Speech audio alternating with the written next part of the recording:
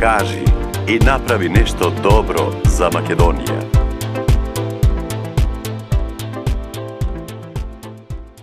Ете, така стигнавме до разговорот за она што се вели пласман на производите, од кога сливите ќе бидат готови, спакувани, значи подготвени за некој да ги купи. Која е вашата работа по тоа? Значи, каде го пласирате сето она што ќе излезе од Агромакс?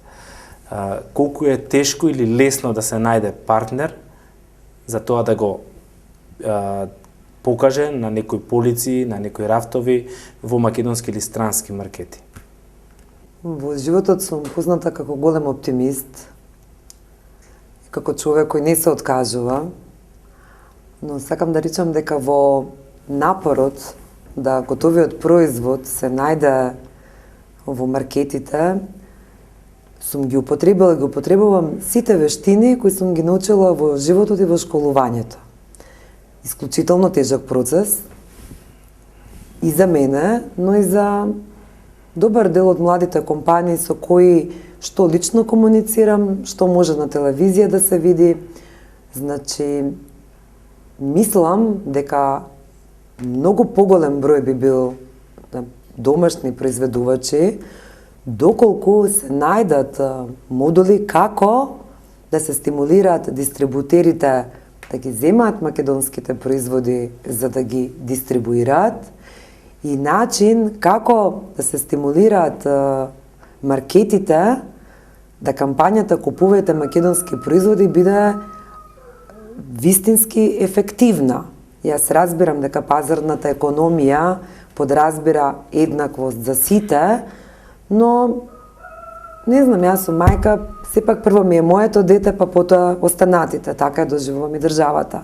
Мислам дека на таа тема треба посериозно да поработат институциите, како би помогнале оние кои се охрабриле да произведуваат, да го немаат напорот на изнаоѓање дистрибутер и финална продажба, туку да се фокусираат на производството, а сето друго да биде јасно дека ќе се случи нормално, доколку купувачот не го прифати производот, нема простор да се лутиме. Так, но да му се даде шанса. Точно така. Тогаш, кои ви се домашни партнери, каде се продава сега сливата на Агромакс? Дали ја извезовте во странство до сега или е се уште само домашниот пазар во фокус? Значи, прв сериозен партнер на кој сакам и да се заблагодарам се Жито маркети, едни млади успешни момци кои несебично подадоа рака, имам една прекрасна соработка и нашата слива може да се купи во сите маркети, Жито маркети во Македонија. Вториот, исто многу значаен партнер е Зегин, како Зегин аптеки и Зегин Healthy Food. Мислам дека пошироката јавност знае дека собственикот има малешевски корени и така тоа беше еден дополнителен стимул и предизвик да ја пушти малешевската слива, малешевската аронија во продажба во своите продавници. Се разбира Мак Петрол како едно одлично рекламно пано зашто секој застанува да наточи гориво и да види што има и како има. И тоа се вака првите три главни важни, нормално помали ланци по градовите со продавнички, продавници за здрава храна и така, но пак ќе речам исклучително тешко и долго е преговарањето, и дури да се има идеја да се направи микс на производи, нов производ, секогаш произведувачот се судира со мислата, че јас ќе го направам и посла. Дори траат преговорите, дори да добиете пристап до полиците во маркетите, може да помине и времето во кој тој производ би бил интересен, да речеме. Истото важи и за дистрибуцијата. Јас ги разбирам дистрибутерите, нормално дека еден дистрибутер кој има разработени марки, кои имаат буџети за реклами, кои имаат, нели се продаваат само на видување, дека е полесно да се работи со такви брендови. Но се некако треба да има некаква активност да се стимулира промовирањето, создавањето и промовирањето на нови македонски брендови. Како еден од вашите партнери го споменавте и еден голем бренд, зашто станува збор посебно кога станува збор за аронијата како ваш нов производ, ќе може да откриеме еве на гледачите кој е тој производ и зошто е толку специфичен. Че прво ќе речам како што е важен ланецот преработувач, произведувач, преработувач, дистрибутер, маркет, исклучително важна е комуникацијата на ниво произведувачи, преработувачи. Ние имавме честа, ние вака сакам да соопштам еден за нас многу важен момент, да еден голем преработувачки капацитет каков е Витаминка ја прифати нашата аронија како суровина за понатамошна преработка, а именно истата да биде чоколадизирана и пуштена во продажба. Очекуваме за после 2-3 месеци се појави на македонскиот пазар, се надевам и на странските пазари. Многу сме им благодарни и во оваа прилика сакам да ги малку така испровоцирам и останатите големи капацитети да се досетат дека тоа е правиот начин да се помогне да и малите се развиваат и стануваат се поголеми. И така, неколку пати го споменувате банкарскиот сектор во една или во друга смисла.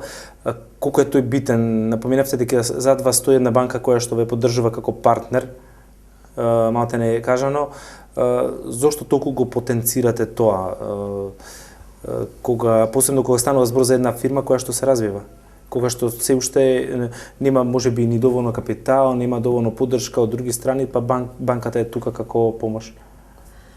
Знаете, споменувам како стимул и провокација за сите оние кои сакаат да влезат во инвестиција од овој обем, помал, поголем, дека е исклучително важно да имаат своја банка, како што јас имам Унибанка како моја банка, која прво секогаш ми е последниот филтер дали една инвестиција е добра или не. Нивното одобрување, нивната поддршка финансиска значи дека тие веруваат, а сепак се таму луѓе компетентни економисти, финансиери, луѓе кои ги следат приликите, кои знаат каква е надежноста на бизнисот.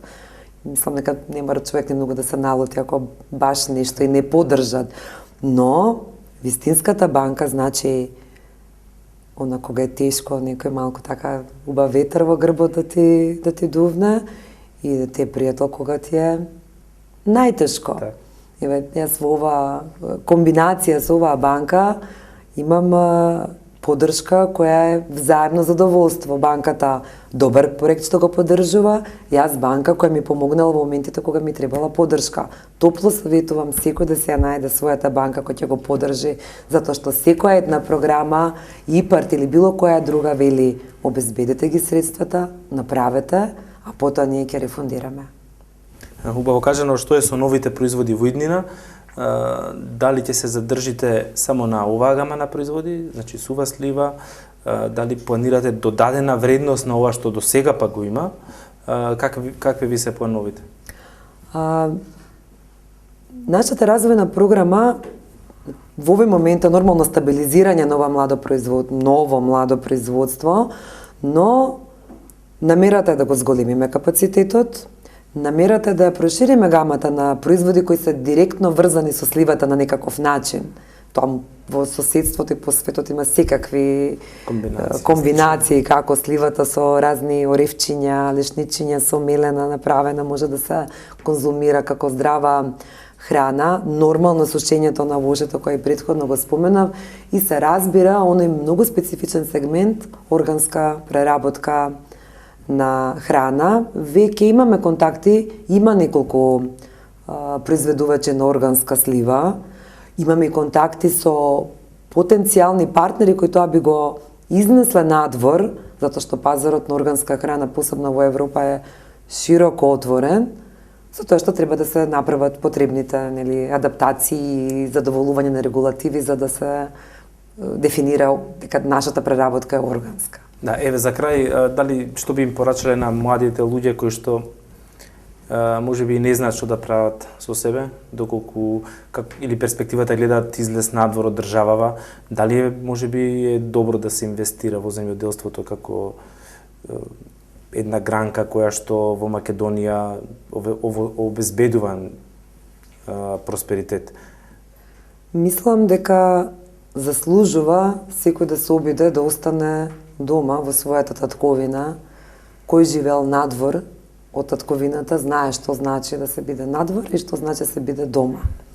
Секој во светот се труди да дојде до парче земја, а ние почнавме да оставаме земјата, а најголем глад во иднина ќе гладот за храна и гладот за вода. И во такви услови да се напушти родното огниште, да се напушти земјата која може да се обработи, мислам дека нема смисол и ги охрабрува младите луѓе да помислат да земат, ако веќе немаат своја земја. Иако слушам дека се повеќе насади, бадеми, лешници се проширува ова активност во земјоделието, затоа што тоа е шансата за Македонија да развие примерно производство, да направи продукции и што повеќе вака амбицирани преработувачи кои ќе создадат брендови и ќе се представиме и дома и надвор.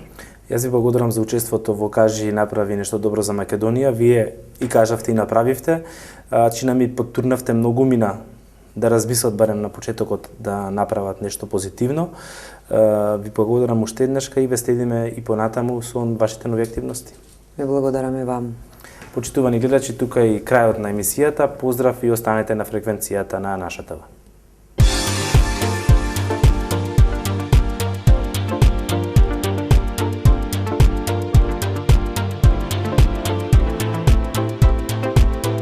Кажи и направи нешто добро за Македонија.